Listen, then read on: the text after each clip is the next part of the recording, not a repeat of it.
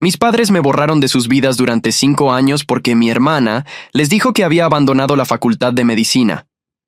El mes pasado, ella llegó a mi sala de emergencias desangrándose, y el equipo de trauma llamó al cirujano jefe. Las puertas se abrieron. Mi mamá vio el nombre en mi bata blanca. Su mano apretó el brazo de mi papá tan fuerte que él se estremeció. Creciendo, mi hermana era la brillante. Podía encantar a cualquier adulto en una habitación. Mis padres se lo tragaban como si fuera postre. Yo era el niño callado con un proyecto de ciencias y una cinta de segundo lugar por la que nadie preguntaba. Un fin de semana llegué a la Feria Estatal de Ciencias. Ese mismo fin de semana, ella tenía un pequeño papel en teatro. ¿Adivina qué evento no podían perderse? Cuando entré a la Facultad de Medicina al otro lado del país, mi papá finalmente me miró y dijo, «Quizá logres hacer algo de ti». No era amor, pero era oxígeno. Mi hermana también sonrió, pero solo con la boca. Después de eso, empezó a llamarme mucho, preguntando nombres, preguntando fechas. Yo pensé que le importaba. Le estaba dando munición. En tercer año, a mi mejor amiga le diagnosticaron cáncer en etapa avanzada. Sin familia. Solo yo. Mi universidad aprobó una licencia formal, con todo el papeleo y demás, para que pudiera ser su cuidador durante un semestre. Llamé a mi hermana porque, estúpidamente, tenía la esperanza de que por una vez sería normal. Se puso toda dulce. No le diré a mamá y papá, solo se preocuparán. 3 días después mi papá me llamó como si su voz se hubiera vuelto hielo. Tu hermana nos contó todo. Que abandonaste, que el novio, todo. Traté de explicarlo. Le ofrecí el número del decano. Le ofrecí el PDF. Me cortó. No llames a esta casa hasta que estés listo para decir la verdad. Luego bloquearon mi número. Después mi mamá me bloqueó. Luego mi carta regresó sin abrir, con su letra en el sobre como si yo fuera spam. Mi amiga murió ese invierno. Yo era el único en la habitación cuando el monitor quedó en línea plana. Volví a la universidad de todos modos porque había dejado una nota dentro de su libro de anatomía. Termina. No dejes que la sangre decida tu valor. Así que terminé. Entré a cirugía. Me gradué de la residencia. Me casé. Envié invitaciones a Hartford de todos modos. Todos los sobres regresaron igual, sin abrir. Devueltos. Borrado. Y entonces, a las 3 de la mañana, el mes pasado, mi busca sonó. Choque de auto grave. Signos vitales inestables. Hemorragia abdominal. Agarré el expediente en admisión y vi su nombre. Mi hermana. Agarré el expediente en admisión y vi su nombre. Mi hermana. Me quedé inmóvil exactamente 3 segundos. Lo sé porque el reloj del pasillo marca cada segundo con un golpe seco, y conté 3 de esos golpes antes de que mis pies volvieran a moverse. La hoja que tenía en la mano era igual a cualquier otra hoja de admisión de trauma. Nombre, edad, tipo de sangre, mecanismo de lesión, choque de auto, signos vitales inestables, hemorragia abdominal, paciente femenino, 31 años, su nombre. Respiré, volví a leer. El nombre no cambió. Doctor Reyes. La voz de Carmen, la enfermera de triaje, llegó desde el otro lado del mostrador. Ya está en camino al quirófano 3. El equipo la espera. Doblé el expediente, lo coloqué bajo mi brazo. Voy. No llamé a ningún colega. No pasé el caso. Lo pensé, durante esos 3 segundos junto al reloj. Lo pensé con una claridad que me sorprendió incluso a mí. Podría haber dicho que tenía un conflicto de interés. Podría haber salido del área, explicado la situación a la doctora Herrera y dejado que ella se encargara. Era lo que el protocolo sugería. Era lo razonable. Pero la hemorragia abdominal no espera a que uno resuelva sus conflictos familiares. Empujé las puertas del quirófano 3 y el ambiente cambió de inmediato. Las luces, blancas y sin sombras. El frío controlado del aire acondicionado. El ruido metálico de los instrumentos organizándose sobre la bandeja. Mi equipo ya estaba en posición. La doctora Castillo en anestesiología, Ricardo en instrumentación, la enfermera Gómez circulando.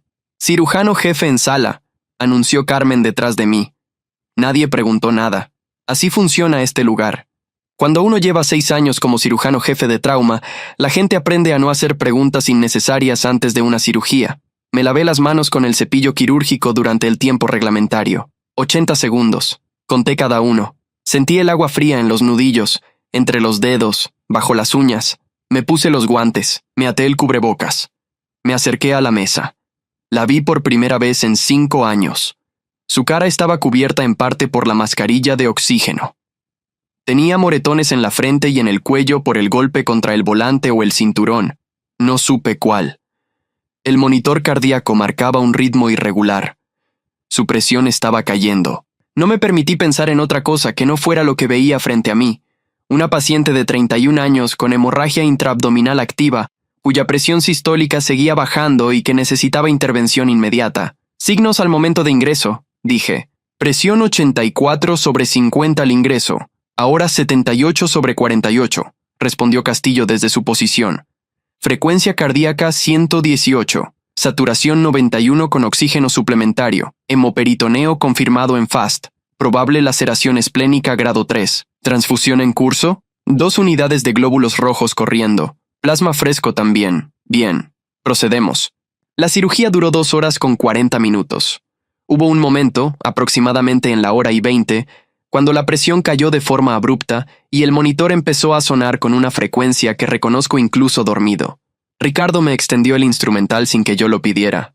Castillo ajustó la anestesia. Carmen anunció la presión en voz alta cada 30 segundos. Mis manos no temblaron. Eso no fue valentía. Fue entrenamiento. 10 años de residencia y práctica quirúrgica no dejan espacio para que las manos tiemblen. El cuerpo aprende a separar lo que siente de lo que hace. Es una habilidad que desarrollé por necesidad, mucho antes del quirófano, en una infancia donde nadie aplaudía mis proyectos de ciencias y nadie me esperaba en casa cuando ganaba una cinta de segundo lugar. Reparé la laceración. Controlamos el sangrado. Irrigamos la cavidad. Cerramos por planos. Cuando el monitor volvió a marcar un ritmo estable y la presión subió a 102/64, solté el instrumento sobre la bandeja y di un paso atrás. Buen trabajo, dije. No era una frase de cortesía, era información. El equipo había trabajado bien y merecía saberlo. Recuperación en 15 minutos, dijo Castillo. Salí del quirófano. Me quité los guantes en el pasillo. Los tiré al contenedor rojo sin mirar. Caminé hasta el bebedero que está al fondo del corredor B, el que nadie usa porque el agua sale tibia, y tomé 3 sorbos largos. Ahí fue cuando los vi. Mis padres estaban al fondo de la sala de espera, detrás del vidrio que separa el área de cirugías del área familiar. Mi papá tenía la mano de mi mamá entre las suyas. Ella lloraba con la cabeza inclinada hacia adelante. Él miraba las puertas del quirófano con los ojos fijos, sin parpadear, como si pudiera ver a través del metal si se concentraba suficiente.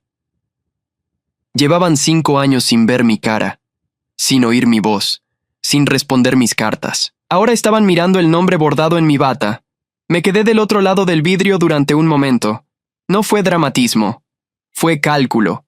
Necesitaba prepararme para la conversación que vendría, de la misma forma en que me preparo antes de hablar con una familia sobre un diagnóstico difícil, sin emoción innecesaria, con la información organizada, con claridad sobre lo que diría y lo que no.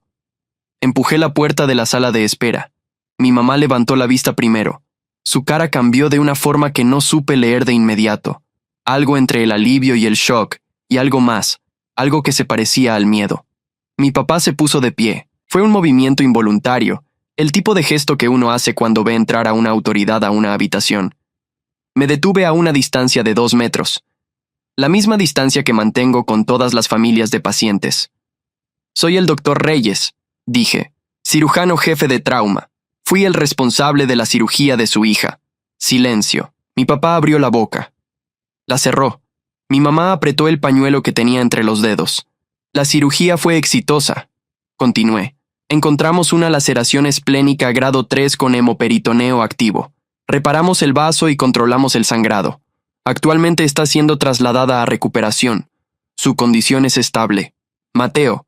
La voz de mi mamá salió rota. Pequeña. Era la primera vez que escuchaba ese nombre en su boca desde hacía 5 años. Mateo, eres tú. No respondí a eso directamente. Una enfermera vendrá a buscarlos cuando puedan verla. El periodo de recuperación inicial es de 24 a 48 horas. Habrá controles de presión y hemoglobina cada 6 horas. Si tienen preguntas médicas, pueden pedirlas a través de enfermería. Mi papá dio un paso hacia mí. Hijo, esa palabra. 5 años sin escucharla. Y seguía sonando igual. como algo que se le dice a alguien que uno reconoce en el papel, pero no necesariamente en la práctica. Si no hay más preguntas médicas por el momento, los dejo para que descansen. Mateo, espera. Mi mamá se levantó. Sus piernas temblaban ligeramente. Por favor, solo un momento. Me detuve porque era lo correcto, no porque necesitara lo que fuera que ella quisiera decir. Nosotros no sabíamos, dijo. Su voz era baja, controlada, pero apenas. Tu hermana nos dijo que habías abandonado, que te habías ido con alguien, que habías dejado la facultad. Nosotros pensamos, con todo respeto, la interrumpí, y mi voz era completamente plana, sin dureza pero sin calor tampoco. Eso no es información médica. Pueden hablar con el trabajador social del hospital si necesitan apoyo emocional durante la recuperación de su hija. Es el cuarto del lado derecho, pasando enfermería. Mi papá levantó una mano. No para tocarme, solo como gesto. No te estamos pidiendo que entiendas ahora mismo, solo te pedimos que nos dejes. Los mantendré informados sobre el estado de salud de la paciente. Los miré a ambos, uno y luego el otro. Eso es lo que puedo ofrecerles esta noche. Giré y empujé la puerta de regreso al pasillo. Caminé hasta el baño del personal. El pequeño, el del fondo, el que tiene el fluorescente que parpadea cada 20 segundos. Me quité la gorra quirúrgica. Abrí el grifo. Me lavé la cara 2 veces con agua fría. Me miré en el espejo. El hombre que me devolvió la mirada llevaba bata blanca con su apellido bordado sobre el bolsillo izquierdo. Tenía líneas alrededor de los ojos que no estaban ahí a los 23 años, cuando metió la nota en el libro de anatomía de Sofía y se prometió a sí mismo que terminaría. Que no dejaría que la sangre decidiera su valor. Había terminado. Y ahora sus padres estaban en la sala de espera de su hospital, esperando noticias sobre la hija que eligieron creer, mientras miraban el nombre del hijo al que eligieron borrar. Apagué el grifo. Salí del baño. Tenía 3 pacientes más en observación y una guardia que no terminaría hasta las 8 de la mañana. El trabajo no esperaba. A las 6 de la mañana, con la guardia a punto de terminar, pasé por recuperación. Era parte de mi ronda habitual. Reviso a todos los pacientes posquirúrgicos antes de entregar el turno. No había razón para saltarme esa habitación. Entré. La enfermera de turno, una mujer joven que se llama Patricia y que lleva 3 meses en el servicio, levantó la vista desde el expediente. Signos estables toda la noche, dijo. Hemoglobina en 9,2. Presión 108/70. Orina en 40 mililitros por hora. Bien. Revisé el monitor. Revisé el goteo. Revisé la herida quirúrgica desde afuera de las gasas. Sin sangrado aparente. Sin signos de infección temprana. Si sube a 9,8 en el control de las 12, pueden reducir la velocidad de la transfusión. Anotado, doctor. Mi hermana dormía, o fingía dormir. Su respiración era regular, pero había algo en la posición de su cuerpo, demasiado quieta, demasiado consciente de sí misma, que me hizo pensar que estaba despierta. No dije nada. Terminé la revisión y salí. En el pasillo, mis padres seguían ahí. Habían pasado la noche en la sala de espera. Mi mamá dormía en la silla con la cabeza apoyada en el hombro de mi papá. Él estaba despierto. Me vio salir de la habitación y se puso de pie despacio, con el cuidado de quien no quiere despertar a nadie. Me detuve. No me acerqué. Él recorrió la mitad de la distancia y se detuvo también, como si entendiera que no podía acortar más ese espacio sin permiso. ¿Cómo está?, preguntó. Su voz era baja. Estable. Evolucionando bien. Hice una pausa. Esta tarde, si sigue así, la pasarán a piso. Asintió. Miró el suelo. Luego me miró a mí. Llevas aquí toda la noche, mi guardia. ¿Cuándo termina? En 1 hora. Silencio. Mi papá juntó las manos frente a él. Era un gesto que le conocía desde niño. Lo hacía cuando no sabía qué decir, pero necesitaba decir algo. Tu hermana nos contó muchas cosas durante estos años, dijo finalmente. Cosas que ahora no sé si creer. No respondí. Nos dijo que habías abandonado la facultad, que te habías ido con una chica, que estabas mal, que ella había intentado contactarte y que tú la ignorabas. Respiró. Te lo estoy diciendo porque necesitas saber qué fue lo que escuchamos. Lo sé, dije. Sé exactamente qué les dijo. Él levantó la vista. Y también sé que eligieron creerle a ella sin verificar nada, sin llamar a la facultad, sin intentar buscarme por otro medio, sin abrir una sola de las cartas que les mandé. Hice una pausa corta. Eso no fue un malentendido, papá. Eso fue una decisión. No lo dije con rabia. Lo dije como se dice un diagnóstico, con precisión, con los datos ordenados, sin adorno. Mi papá no respondió de inmediato. Parpadeó varias veces. Bajó la vista al suelo otra vez. Tienes razón, dijo. Esas 2 palabras me tomaron por sorpresa, aunque no lo demostré. Tienes razón y no tengo ninguna excusa que valga. Levantó la vista. Sus ojos estaban rojos, aunque no lloraba. Solo quiero que sepas que si hubiéramos sabido, si hubiéramos tenido aunque sea una duda. Tenían 12 sobres para tener una duda, dije. Los conté. Se quedó en silencio. Me voy a descansar, dije. Cualquier cambio en el estado de la paciente, enfermería los contacta. Giré para irme. Su voz me detuvo una vez más. Mateo, ¿estás bien? La pregunta era tan inesperada que tardé un segundo en procesarla. ¿Cuándo fue la última vez que alguien de mi familia me hizo esa pregunta? No lo recordaba. Tal vez nunca.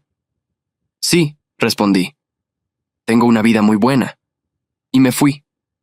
Dormí 4 horas en el departamento. Cuando desperté, Carolina estaba en la cocina con el café listo y nuestro hijo Tomás dormido todavía en su cuarto. Ella me conoce bien. No me hizo preguntas mientras yo me sentaba a la mesa y tomaba el café en silencio. Fue ella quien habló primero. ¿Cómo fue la guardia? Larga. Tomé otro sorbo. Operé a mi hermana. Carolina dejó la taza sobre la mesa despacio. ¿Está viva? Sí, va a estar bien. ¿Y tus padres? Estaban en la sala de espera. Ella se sentó frente a mí. No me tocó. No dijo nada de inmediato. Eso era lo que más me gustaba de Carolina. Sabía cuándo el silencio era lo correcto. ¿Hablaste con ellos? Preguntó después de un momento. Les di información médica. Mateo. Les expliqué el estado de la paciente y les indiqué los recursos de apoyo disponibles en el hospital. Carolina me miró fijo. Conozco esa mirada. Es la que usa cuando quiere que yo escuche lo que no estoy diciendo. ¿Cómo te sientes? Preguntó. Pensé en la pregunta, no la respuesta que daría en el hospital, sino la respuesta real. No sé todavía, dije. Anoche, cuando vi el nombre en el expediente, esperaba sentir algo grande, rabia, o dolor, o algo. Pero no sentí nada de eso. Solo vi a una paciente con hemorragia abdominal. Eso no es malo. No dije que fuera malo. Solo es raro. Pasé 5 años pensando en lo que diría si alguna vez los volvía a ver. Y cuando llegó el momento, lo único que pude hacer fue darles un informe médico. Carolina asintió despacio. Eso tiene sentido, dijo. Llevas 6 años siendo cirujano jefe. Es lo que sabes hacer bajo presión. Sí. ¿Vas a verlos de nuevo? Me terminé el café. Probablemente pasen por el hospital mientras ella esté internada. Me levanté, llevé la taza al lavaplatos. Si tienen preguntas médicas, las respondo. Si quieren hablar de otra cosa, ya veremos. Desde el cuarto llegó el ruido de Tomás moviéndose en la cama. Unos segundos después, su voz. «Papá, aquí estoy», respondí desde la cocina. Escuché sus pasos rápidos por el pasillo. Tenía 4 años y corría por la casa como si el suelo fuera a desaparecer si no lo pisaba con suficiente velocidad. Apareció en la puerta de la cocina con el pelo revuelto y los ojos todavía medio cerrados. ¿Ya llegaste de trabajar? Ya llegué. Cruzó la cocina y me abrazó por las piernas. Apoyé una mano en su cabeza. Mis padres nunca habían visto a Tomás. Tenían un nieto de 4 años que no conocían. Habían mandado de regreso el sobre con la foto de su nacimiento, como todos los otros sobres, con la letra de mi mamá sobre el papel, como si yo fuera algo que se pudiera devolver al remitente. ¿Hoy trabajas?, preguntó Tomás. Esta tarde. Esta mañana estoy aquí. ¿Jugamos? Sí, dije, jugamos. Me agaché, lo levanté, lo senté sobre mi hombro. Él soltó una carcajada. Carolina nos miró desde la mesa con una sonrisa pequeña. Afuera, en el hospital, mis padres seguían esperando en esa sala de espera con el café de máquina y las sillas de plástico duro. Yo estaba aquí, en mi cocina, con mi hijo en el hombro y el olor a café recién hecho. Ellos habían decidido no estar en esta vida. Ahora tenían que vivir con eso.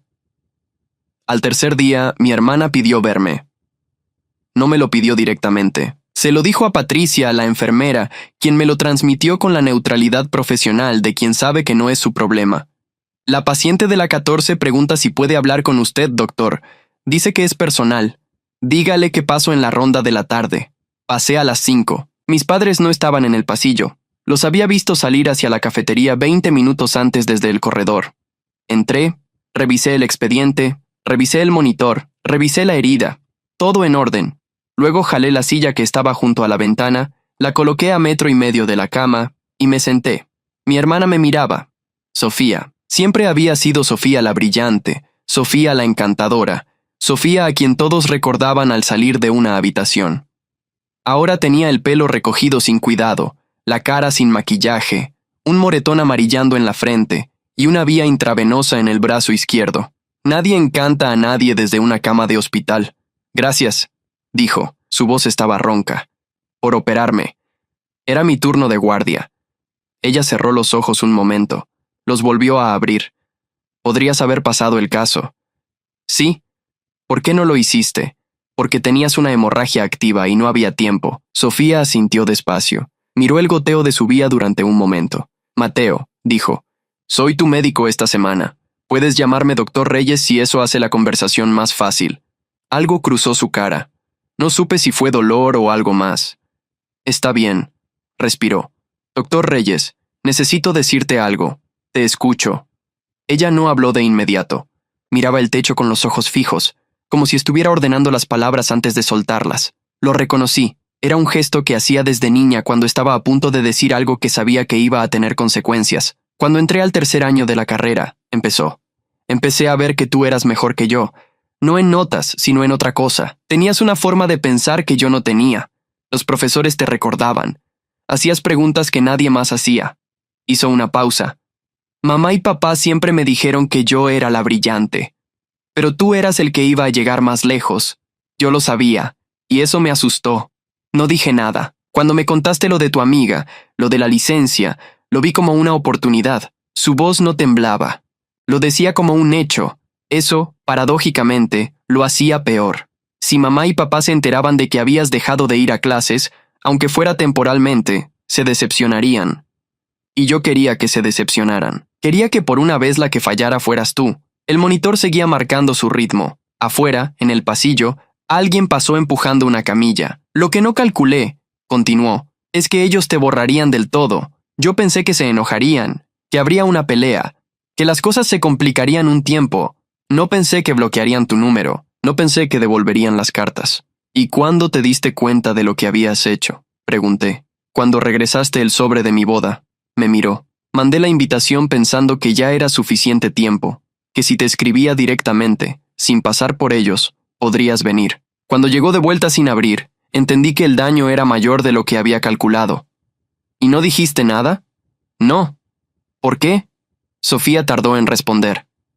Porque decirlo significaba admitirlo, y admitirlo significaba perder el lugar que tenía con ellos. Bajó la vista a sus manos. Siempre fui la favorita, Mateo. Puede que eso no te parezca una razón suficiente, pero era lo único que tenía que no tenías tú. Me quedé en silencio durante varios segundos. ¿Terminaste? Pregunté. Ella levantó la vista. ¿Terminaste de decir lo que querías decir? Repetí. Sí. Bien. Me puse de pie. Empujé la silla de regreso hacia la ventana. Voy a decirte algo y quiero que lo escuches con claridad porque no lo voy a repetir. Sofía asintió. Lo que me hiciste tuvo consecuencias reales. No abstractas, reales. Mi mejor amiga murió ese invierno y yo era la única persona en esa habitación con ella porque mi familia me había bloqueado y no había nadie más a quien llamar. Me gradué sin que nadie viniera. Me casé sin que nadie viniera. Mi hijo tiene 4 años y mis padres no saben cómo se llama. Me detuve.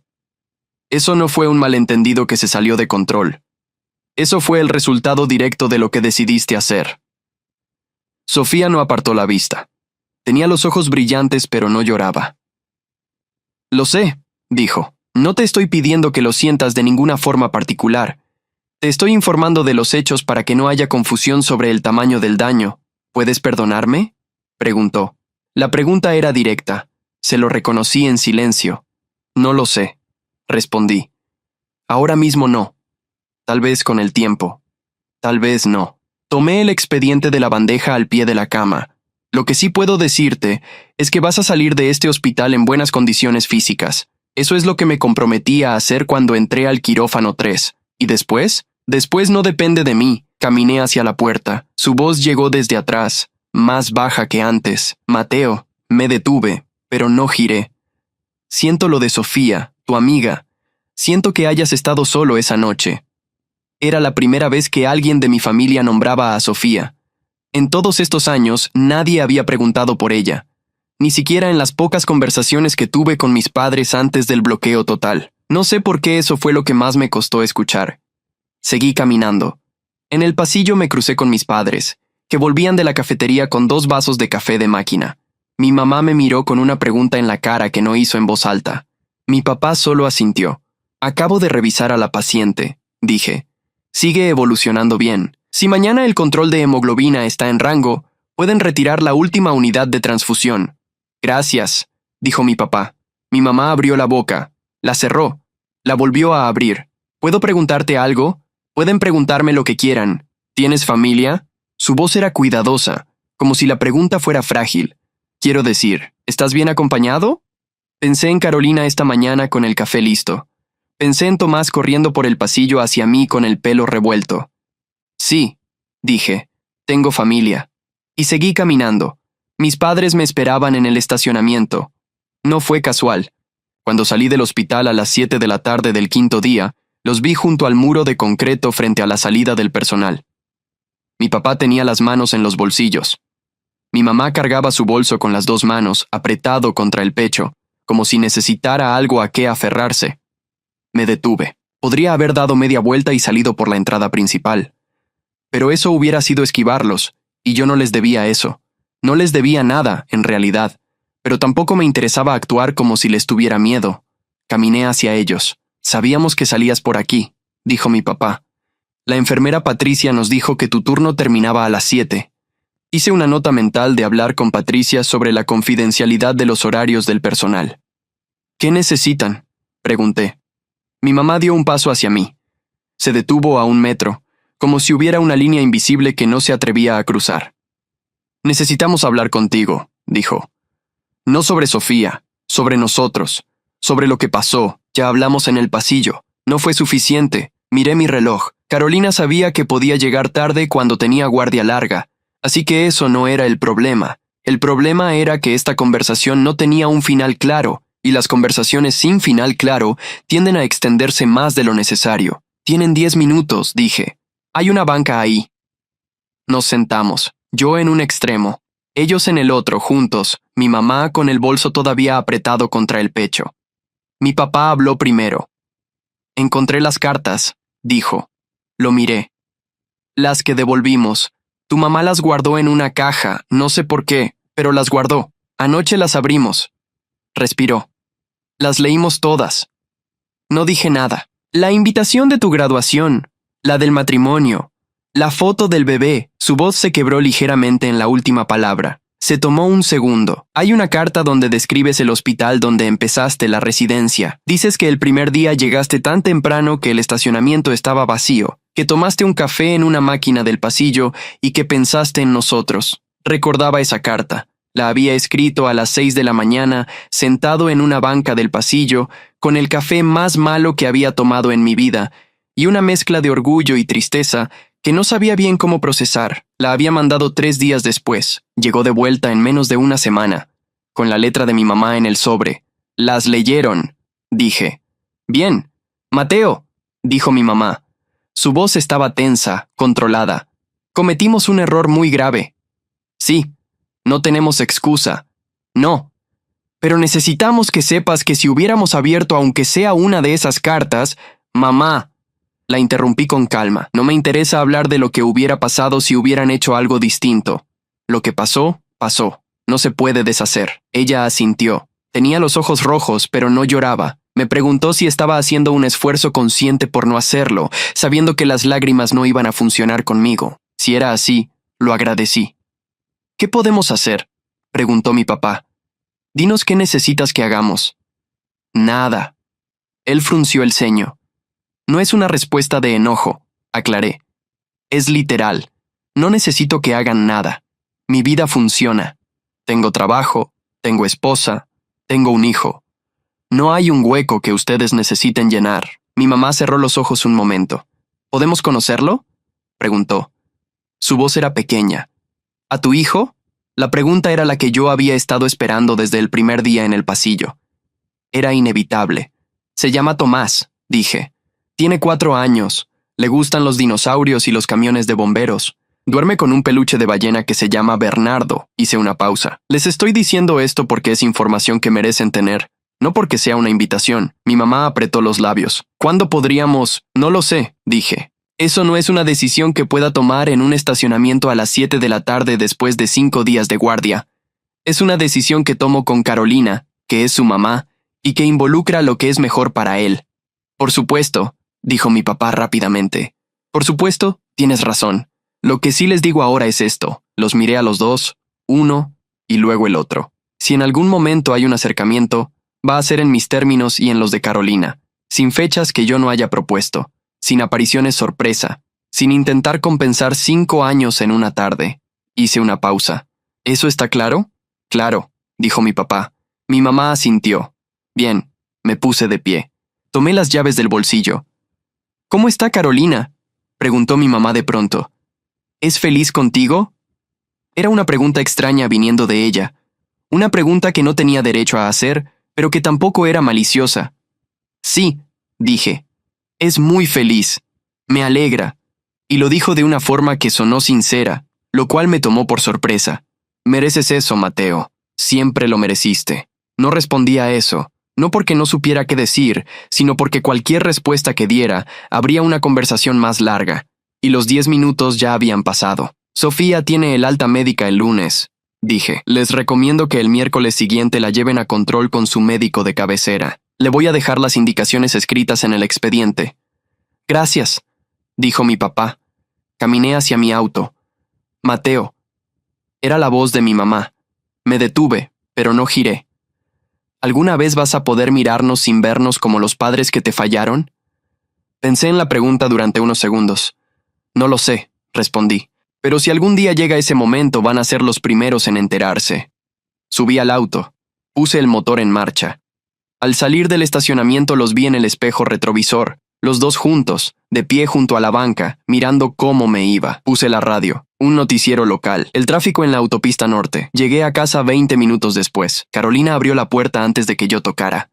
Tomás estaba detrás de ella con el peluche de ballena en la mano. Papá, Bernardo quiere mostrarte algo. ¿Qué quiere mostrarme Bernardo? Aprendió a nadar. ¿Las ballenas de peluche nadan ahora?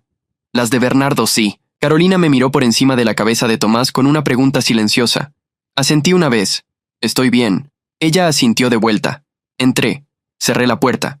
Afuera quedaron el estacionamiento, la banca y 2 personas que estaban aprendiendo, demasiado tarde, el peso de las decisiones que uno toma cuando cree que tiene tiempo de sobra para arrepentirse.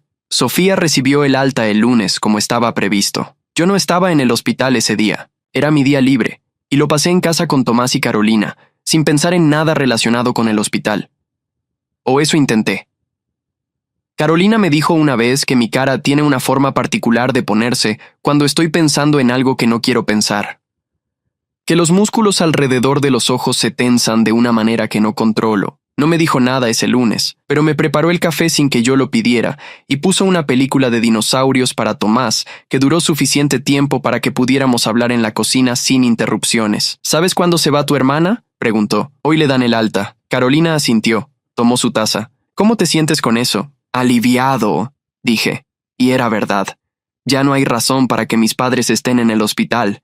Ya no hay razón para cruzarme con ellos. ¿Crees que van a intentar contactarte? Probablemente. Tomé un sorbo de café. Les dije las condiciones. Si las respetan, bien. Si no, ya sé qué hacer. Carolina me miró. ¿Y Sofía? Esa era la pregunta más difícil. Con mis padres la situación era clara. Habían tomado decisiones. Yo había puesto condiciones. El siguiente movimiento era de ellos. Con Sofía era distinto. Sofía me había mirado a los ojos y me había dicho la verdad sin que nadie se lo pidiera. No la verdad conveniente, sino la verdad incómoda, la que la dejaba a ella como la responsable sin atenuantes. No sabía qué hacer con eso todavía.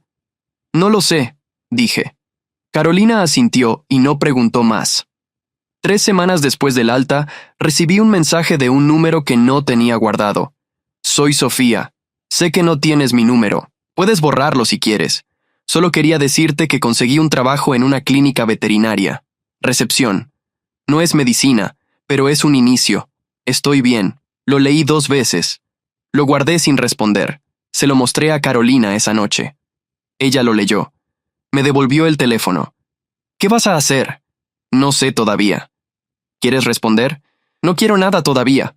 Necesito tiempo para saber qué quiero. Carolina asintió. Entonces tómate el tiempo. Lo que no le dije a Carolina, porque todavía no sabía cómo organizarlo en palabras, era lo que ese mensaje me había producido. No fue alivio ni rabia, fue algo más parecido a la curiosidad. Sofía había estudiado 3 años de medicina antes de dejarlo. Había pasado los últimos 5 años haciendo algo que nunca supe, viviendo una vida que desconocía completamente. Y ahora trabajaba en la recepción de una clínica veterinaria y lo describía como un inicio. Eso no encajaba con la Sofía que yo recordaba. La Sofía que yo recordaba necesitaba ser la más brillante de cualquier habitación en la que entrara. Algo había cambiado en ella. No sabía si era permanente. No sabía si me importaba todavía. Pero lo había notado. Un mes después del alta, mi papá me llamó al teléfono del hospital, no al celular personal, sino al interno de mi consultorio, lo que significaba que había tenido que preguntar en recepción, dar su nombre, explicar que era familiar y esperar a que alguien le transfiriera la llamada. Era un esfuerzo deliberado. Lo reconocí. Atendí. Mateo. Papá. Espero no interrumpirte. Tengo 10 minutos antes de mi siguiente paciente. Bien. Voy al punto entonces. Respiró. Tu madre y yo queremos ir a terapia. Un terapeuta familiar. Queremos entender qué pasó, no para justificarlo, sino para no repetirlo. Y queremos saber si en algún momento, cuando tú lo decidas, podrías participar. No respondí de inmediato. No te estoy pidiendo una respuesta ahora, continuó.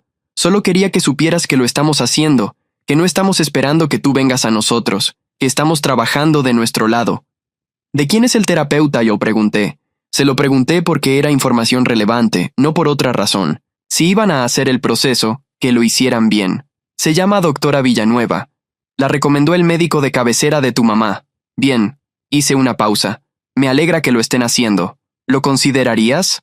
Lo de participar cuando estés listo. No lo sé, pero no lo descarto. Eso era más de lo que yo había planeado decir cuando atendí el teléfono. Pero era honesto, y prefería la honestidad a cerrar una puerta por impulso. Gracias, dijo mi papá, y lo dijo de una forma que no sonó a alivio sino a algo más pesado, como alguien que sabe que un gracias no alcanza pero no tiene otra palabra disponible. Cuídate, dije. Colgué.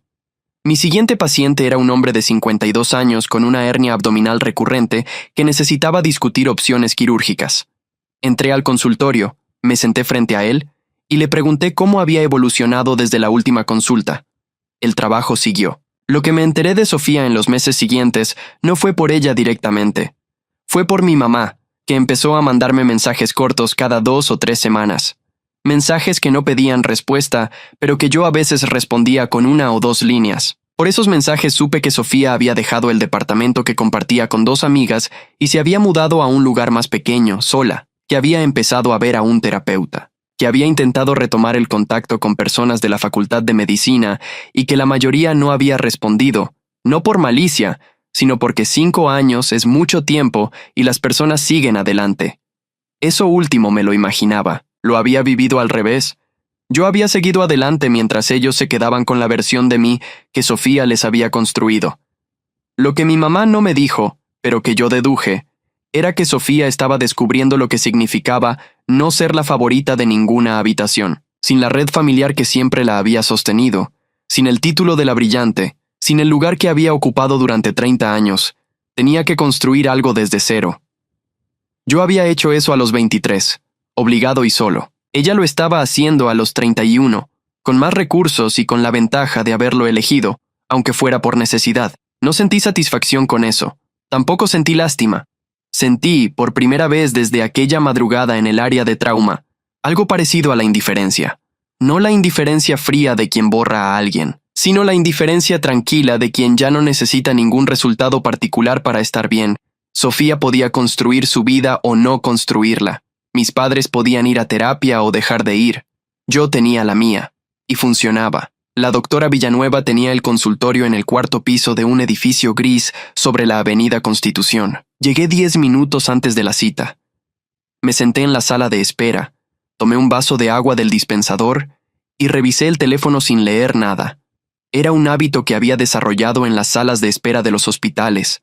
Sostener el teléfono da algo a qué mirar cuando uno no quiere hacer contacto visual con nadie. Mis padres llegaron 2 minutos después. Mi mamá entró primero. Me vio, se detuvo un segundo, y luego caminó hacia las sillas del lado opuesto. Mi papá la siguió. Los tres nos sentamos en silencio durante 8 minutos hasta que la doctora Villanueva abrió la puerta y nos llamó. Habían pasado 7 meses desde la noche del trauma. Yo había llegado a esta decisión despacio.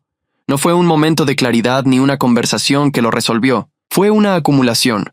Los mensajes cortos de mi mamá, la llamada de mi papá al consultorio, una noche en que Tomás preguntó si yo tenía abuela y yo no supe exactamente qué responder, y una conversación larga con Carolina en la que ella no me dijo qué hacer, sino que me hizo las preguntas correctas hasta que yo mismo encontré la respuesta.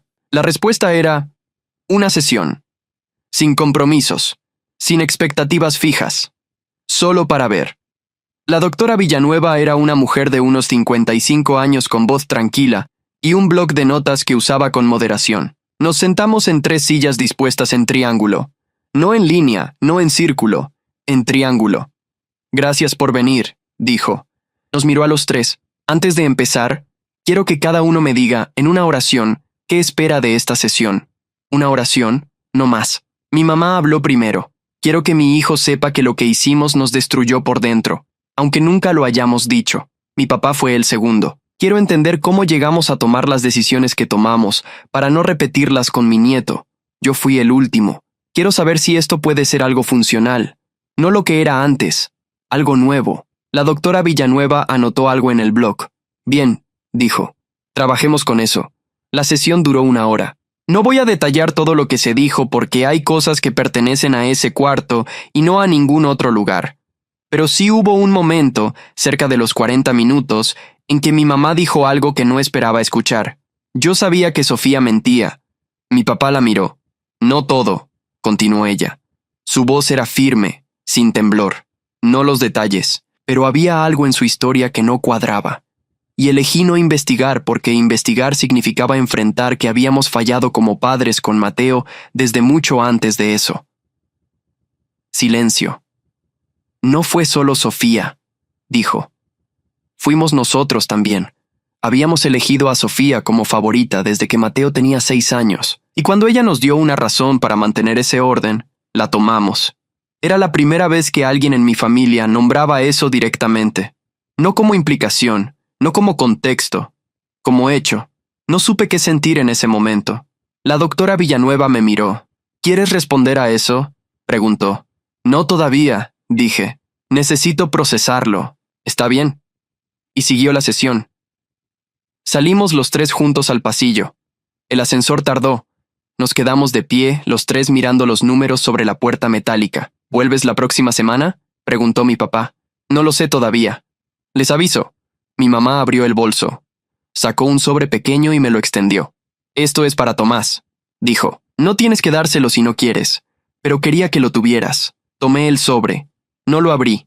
El ascensor llegó. Entramos los 3. Bajamos en silencio. En la planta baja, ellos giraron hacia el estacionamiento y yo hacia la salida de la avenida. Mateo, dijo mi mamá antes de que me alejara demasiado. Me giré. Gracias por venir. No dije de nada. No dije con gusto. Dije lo único que era verdad en ese momento. Nos vemos la próxima semana. Y salí. Esa noche, después de que Tomás se durmió, me senté con Carolina en la mesa de la cocina. Puse el sobre de mi mamá entre los 2. ¿Lo abrimos?, preguntó Carolina. Sí, lo abrió ella. Adentro había una foto, pequeña, de papel mate, del tipo que se imprime en una farmacia. Era una foto de mí a los 6 años, en la Feria Estatal de Ciencias. Estaba de pie junto a mi proyecto, con la cinta de segundo lugar prendida en la solapa de la camisa. Miraba a la cámara con una seriedad que no correspondía a un niño de esa edad. Al dorso, con la letra de mi mamá. Ese día estuvimos en el Teatro de Sofía. Esta foto la encontré en un cajón hace un mes. No sé quién la tomó, pero alguien estuvo ahí. Carolina me miró. No dije nada durante un momento. Luego doblé la foto con cuidado, la puse de vuelta en el sobre y lo guardé en el cajón de la cocina donde guardamos las cosas importantes. El pasaporte de Tomás, el contrato del departamento, La última carta de Sofía, la amiga, la que había encontrado dentro del libro de anatomía y que había releído tantas veces que el papel tenía marcas en los dobleces. ¿Estás bien?, preguntó Carolina. Sí, dije. Y era verdad. No era la respuesta automática que daba en el hospital cuando alguien preguntaba por protocolo. Era verdad. Me levanté, fui al cuarto de Tomás, abrí la puerta con cuidado. Estaba dormido boca arriba con Bernardo la ballena bajo el brazo. La luz del pasillo le caía en la cara. Respiraba con esa calma absoluta que tienen los niños cuando duermen, como si el mundo fuera completamente seguro. Lo miré durante un momento, luego cerré la puerta, volví a la cocina. Carolina seguía en la mesa con su taza de té. Me senté frente a ella. La semana que viene vuelvo a la sesión, dije. ¿Quieres que vaya contigo? Todavía no, pero pronto. Asintió. ¿Y Tomás? Cuando yo decida que es el momento. No antes. Está bien. Tomé su mano sobre la mesa. Ella no preguntó más. Nos quedamos así un rato, en silencio, con la luz de la cocina encendida y el ruido del tráfico de la calle afuera. Había una foto de mí a los 6 años en el cajón. Alguien había estado ahí ese día. No mis padres, no Sofía. Alguien anónimo con una cámara que había registrado al niño callado, con la cinta de segundo lugar y una seriedad que no correspondía a su edad. Ese niño había terminado. Había construido una vida entera sin permiso de nadie. Y ahora, desde esa vida construida, podía decidir qué hacer con los que no estuvieron. No por ellos, por él. Por el niño de la foto. Porque ese niño merecía que alguien tomara esa decisión desde la fortaleza y no desde la herida. Eso era lo único que quedaba por hacer. Y por primera vez en mucho tiempo, sabía exactamente cómo hacerlo.